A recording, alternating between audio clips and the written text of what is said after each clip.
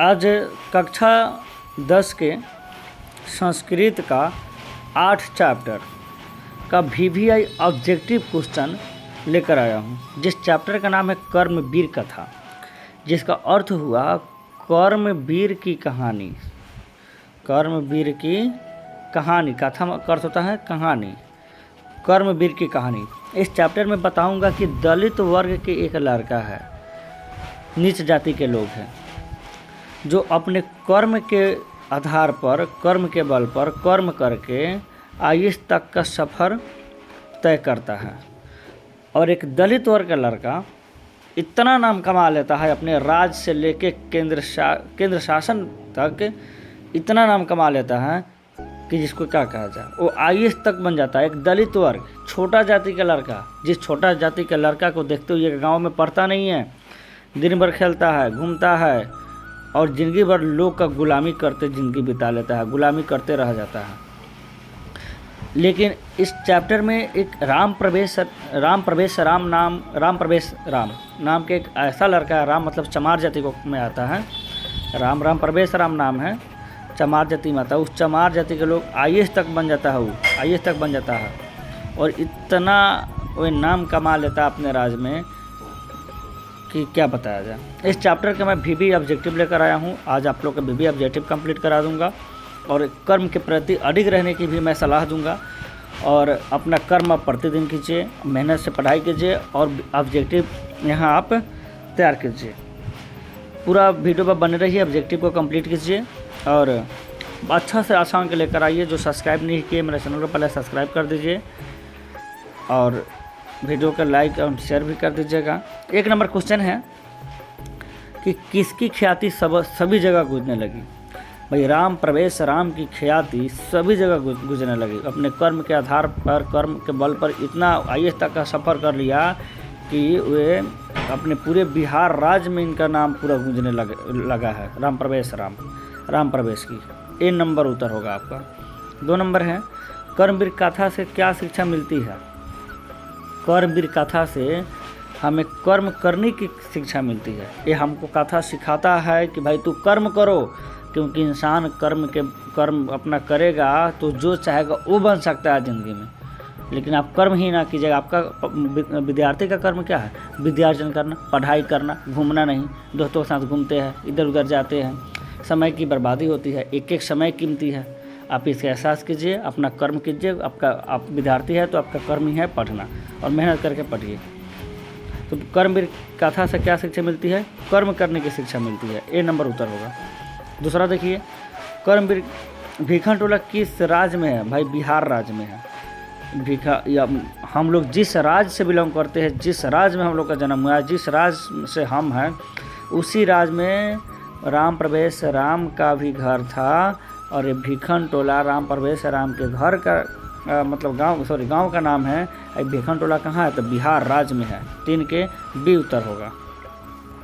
कर्मवीर कौन है? भाई कर्मवीर कौन है? कर्मवीर राम प्रवेश राम है। कौन है? राम प्रवेश राम है। ए नंबर उत्तर होगा आपका। 5 नंबर में है क्वेश्चन की कर्मवीर राम प्रवेश राम ने किस परीक्षा में सबसे ऊंचा स्थान प्राप्त किया? तो आपका उत्तर होगा केंद्रीय लोक सेवा आयोग में। और इसी का एग्ज़ाम देने के बाद ये क्या बना? अपने बिहार का आईएएस बना। ठीक है, केंद्रीय लोक सेवा आयोग। सी नंबर उत्तर होगा आपका। अगला है कि गांव से कितने दूरी पर सरकारी विद्यालय था? तो गांव से 1 कोस की दूरी पर सरकारी विद्यालय था। जो भीखन टोला गाँव था, वो भीखन टोला गाँव से 1 कोस की दूरी पर सरकार द्वारा प्राथमिक विद्यालय की स्थापना की थी। 1 कोस की दूरी। अगला क्वेश्चन है आपका कि शिक्षा विहीन कठिनाई से जीवन यापन करने वाले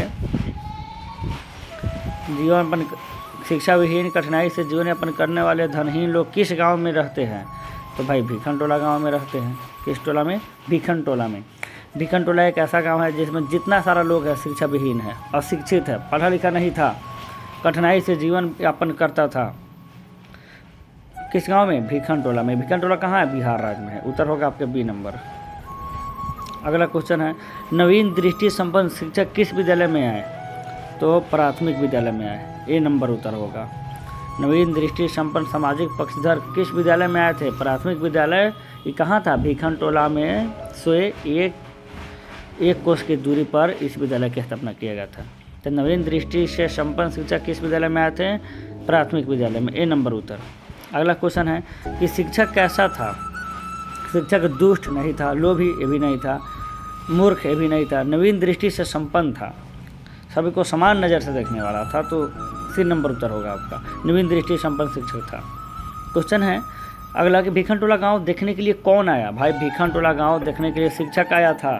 तभी जब आया तो देखा कि वो जो दलित बालक था खेल में बड़ी मग्न रूप से खेल रहा था। उनके खेल को देखकर, प्रतिभा को देखकर शिक्षक बड़ा आकर्षित हुए और वे राम प्रवेश राम को लेकर चले गए प्राथमिक विद्यालय में, खुद से पढ़ाने लगे। तो भीखन टोला गाँव देखने के लिए कौन आया था? शिक्षक आया था। सी नंबर उत्तर होगा आपका। अगला है कि छात्रों के लिए सबसे बड़ी तपस्या क्या है? अध्ययन करना, पढ़ाई करना ही उसकी सबसे बड़ी तपस्या है। आप पढ़ते हैं ना, आपकी विद्या सबसे बड़ी तपस्या है, बहुत बड़ी तप है। बिना हार्ड वर्किंग किए, बिना मेहनत किए, बिना मन से पढ़े आप ज़िंदगी में कुछ नहीं कर सकते हैं। आपको हार्ड वर्किंग करना होगा। अध्ययन छात्रों के लिए सबसे बड़ी तपस्या क्या है? उसका अध्ययन, उसकी पढ़ाई। ए नंबर, अध्ययन या पढ़ाई। ए नंबर उत्तर होगा आपका। लक्ष्मी किसे वर्ण करती है? लक्ष्मी उद्योगी को कमचोर को नहीं, कमचोर के पास लक्ष्मी कभी नहीं आएगी। लोभी लालची के पास कभी नहीं आएगी। उद्योगी अर्थात मेहनती के पास लक्ष्मी का वास होता है। लक्ष्मी किसको वर्ण करती है? मेहनत को करती है, अर्थात उद्योगी को करती है। आप अगर मेहनत कीजिएगा तो आपके पास लक्ष्मी रहेगी। कहते कि उद्योगिनम पुरुषस्य पुमैति लक्ष्मीनम यौक्ति किस पाठ से संकलित है? कर्मवीर कथा से। ए नंबर उत्तर। अगला क्वेश्चन, कर्मवीर राम प्रवेश राम के परिवार सदस्य की कुल संख्या कितनी थी? 4। राम प्रवेश राम के परिवार में सदस्य कुल संख्या कितनी थी? 4 थी, क्योंकि उनका पिता था, उनकी माता थी, एक राम प्रवेश था, एक छोटी बेटी थी। 4 आदमी। आगे है कि राम प्रवेश राम के गांव का क्या नाम है? भाई भीखन टोला नाम है। क्या भीखन टोला? डी नंबर उत्तर होगा आपका। D number. राम प्रवेश राम के गांव का नाम क्या था? भीखन टोला था, याद रखिएगा, भीखन टोला। अगला कि बालक राम प्रवेश किस शिक्षण शैली से आकृष्ट हुआ था? तो शिक्षक इतने मन योग से पढ़ाया, इतने दिल से पढ़ाया कि हर जिस क्लास में जाते थे ना उसमें प्रथम स्थान इसको आता था। मतलब समझ रहे, फर्स्ट डिवीजन। और वे जहाँ भी जाते थे ना वहाँ गुरुओं का प्रिय बन जाता था। कौन? राम प्रवेश राम। अपने मेहनत के आधार पर मेहनत करता था। आप भी मेहनत कीजिए, और जो लड़का मेहनती होता है वो गुरु का प्रिय हो जाता है। आप चाहते हैं कि हम सब सर जी के नज़र में, सब हमारे शिक्षक के नज़र में हम भी प्रिय रहे, तो आप मेहनत कीजिए, सुनाइए, पढ़िए मन से। तब बालक राम प्रवेश राम किस शिक्षण शैली से आकृष्ट हुआ? शिक्षक के। 16 के ए। अगला है कि राम प्रवेश राम नौकरी में कहाँ सेवा कर रहे थे? केंद्र प्रशासन में। क्या उत्तर होगा? केंद्र प्रशासन में नौकरी कर रहे थे। याद रहेगी कि राम प्रवेश राम नौकरी में कहाँ सेवा कर रहे थे? तो केंद्र प्रशासन में। बी नंबर उत्तर।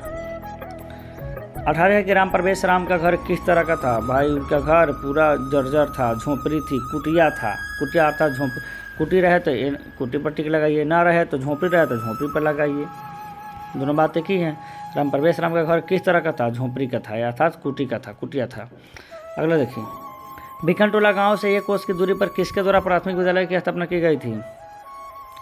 शासन के द्वारा। उत्तर होगा आपका सी। किसके द्वारा? शासन के द्वारा। मुखिया द्वारा, ग्राम सेवक द्वारा नहीं, गांव के एक धनी व्यक्ति द्वारा नहीं, शासन द्वारा। अगर शासन द्वारा ऑप्शन न दे, सरकार द्वारा दे, तो सरकार द्वारा पर टिक मार दीजिएगा। ठीक है, सी नंबर उत्तर। लास्ट क्वेश्चन है कि भीखन टोला गाँव के निवासी कैसे थे?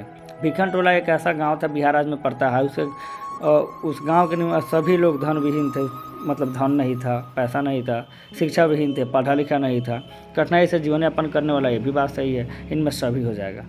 भीखन टोला गाँव के निवासी कैसे थे? इन सभी। तो आपका ऑब्जेक्टिव समाप्त हुआ। 20 ऑब्जेक्टिव बताया VBA के तौर पर, और आप लोगों को मैं बहुत अच्छा अंक दूंगा। जो मेरे वीडियो को या मेरे चैनल को सब्सक्राइब नहीं किया, सब्सक्राइब कर दीजिए। फिर मैं अगला chapter Dayanand Saraswati next chapter का ऑब्जेक्टिव लेकर आने वाला हूँ कल। Subscribe now.